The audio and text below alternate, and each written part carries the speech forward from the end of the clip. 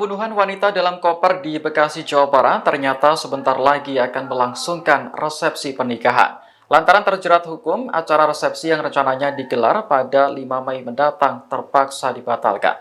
Pelaku yakni AARN 28 tahun sebelumnya telah menikah dengan LS di Palembang, Sumatera Selatan 10 Maret lalu.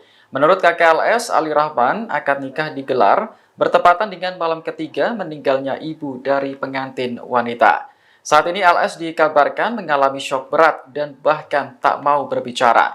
Setelah ditinggal sang ibu, pengantin wanita tersebut juga batal menggelar resepsi. Sebelumnya, polisi menangkap AARN di Palembang pada Rabu 1 Mei setelah seminggu menjadi buron.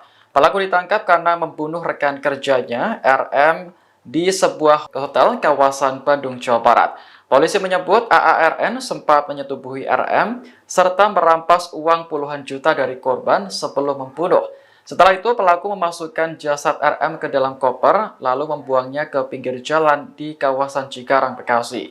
Dugaan sementara motif pembunuhan ini karena pelaku terdesak kebutuhan ekonomi untuk biaya resep. Download Tribun X sekarang, menghadirkan lokal menjadi Indonesia.